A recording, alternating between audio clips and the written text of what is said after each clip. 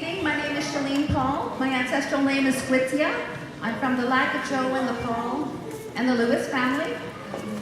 I campaigned last time on equitable redistribution of wealth, and I still stand on that position. I've got my legal admin certificate, and I'm doing my paralegal studies. I also worked for a lawyer who was a representative of Chief Teresa Spence with Attawabascat and the liquefied natural gas pipeline, the 14 First Nations that signed on. I have 15 years experience in Ottawa. I have 6 years with video producer named Jeff Bear, and I've also got 7 years in law. So I would have to say my strength is Aboriginal law, but my passion is governance. I think governance has several components. The people are first. It also has land, laws and jurisdiction, institutes, and resources. So the redistribution of wealth is where I'm particularly passionate about.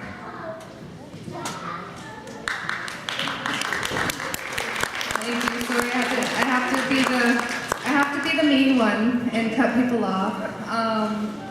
So the question that you chose is from governance, right? And so the question is, it seems that there are too many meetings. Meetings. How will you work on time management and be more productive as a team? Thank you very much. That's an excellent question. I think with the our chief operating officer is working on strategic priorities, and having persons in the office and not sending out messages that say I'm away at a meeting is a step in the right direction. I think priorities is something we can all work on. And I think with governance, it's a real team building measure. And with the committees working with the council, that's a good start. And working with the administration. Because we do have some gaps in our policies, and if we fill those gaps, I think we're back on the high road, because after all, we are Squamish, and most people look to us to see what's happening on the national agenda for First Nations. Thank you.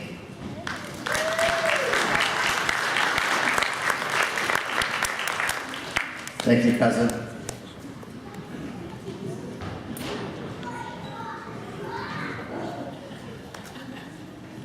So the next number is 0876.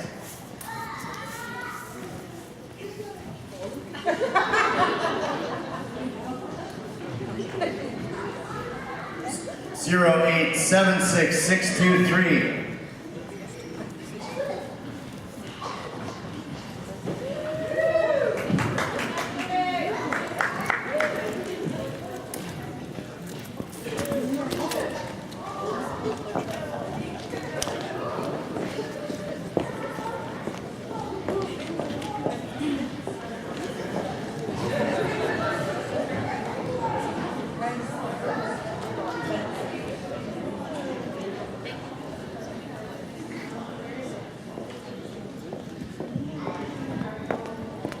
Hello, my name's Jody Antone. My dad was the late Joe Antone, and my grandpa was Johnny Antone.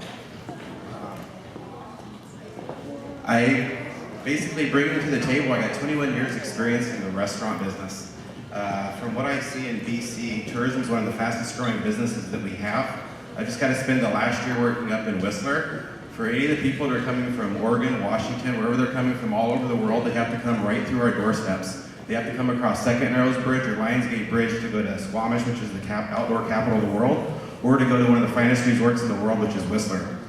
We have some prime real estate, some prime land right here that I think we can really capitalize on if we can come together and maybe build a few restaurant businesses. And that's the experience that I have that I'm bringing to the table.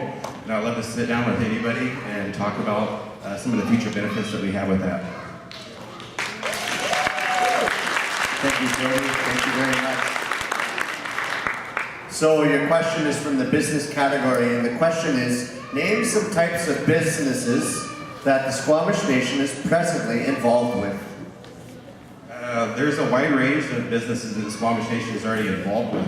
We have a lot of partnerships that are already out there, anything that goes from forestry. We also have right underneath Second Narrows Bridge, we already took ownership of a restaurant that we've had for the last 4 years. We have the Squamish Nation Cultural Center that's up in Whistler. We have Park Royal Mall. Thinking off the top of my head, I don't even know if we have one First Nations business that's owned at Park Royal Mall. There's so many opportunities that we can have. With the 21 years experience that I have, I would love to help out with the employment and the training department with the Squamish Nation. As far as education goes, not every kid can go to university. Not every kid's gonna go to a trade school to go into plumbing or whatever trade school it's gonna be. I would love to help step up with my experience that I have in the restaurant and the tourism business and help train some of our youth to have different career opportunities that are out there. Thank you very much. Appreciate that.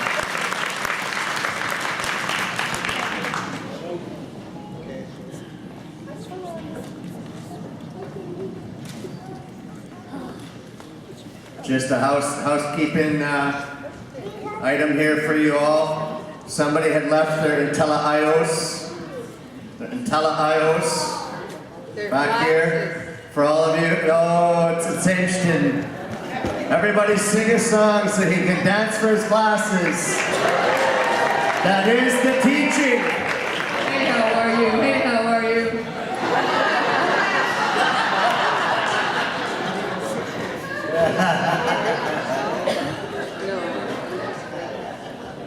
Okay, so the next number is 808-766-645. A silent oh falls over the crowd. Just a reminder, nobody gets a prize if you match the number that's called.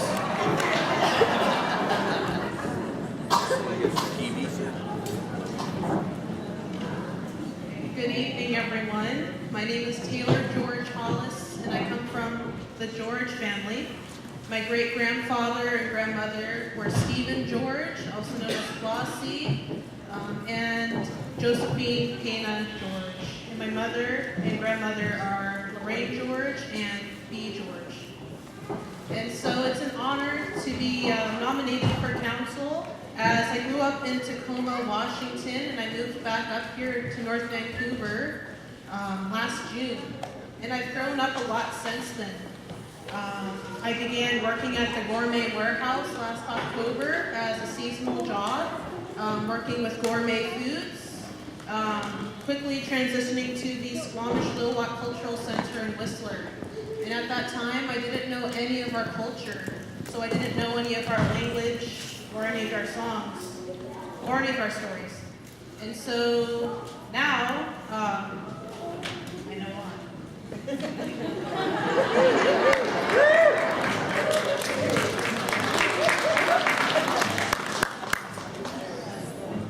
Thank you, Taylor.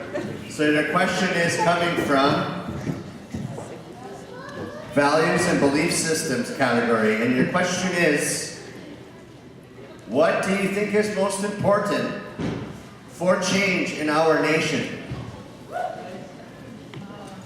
My favorite question. So, as a youth, I totally believe in youth empowerment. Growing up in Tacoma, Washington, I was an avid community member in the Hilltop community. I participated through the Hilltop Scholars Program, and so my mentors always promoted post-secondary education. And as my slogan says, Yewani Waits Chen, I will lead by example by continuing to going to post-secondary school at Capilano University, by continuing to learning our culture, the Squamish Snachum, by learning our songs and by sharing it with the world through the Rocky Mountaineer, and being an ambassador at our Squamish Lilwat Cultural Center. I also believe that leading by example in council, I will be very transparent by following Bill C-27, the First Nations Transparency Act.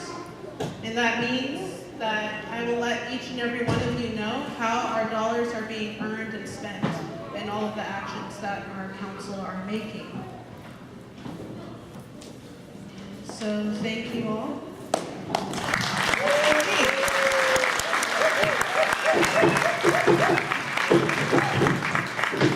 Thank you, Taylor.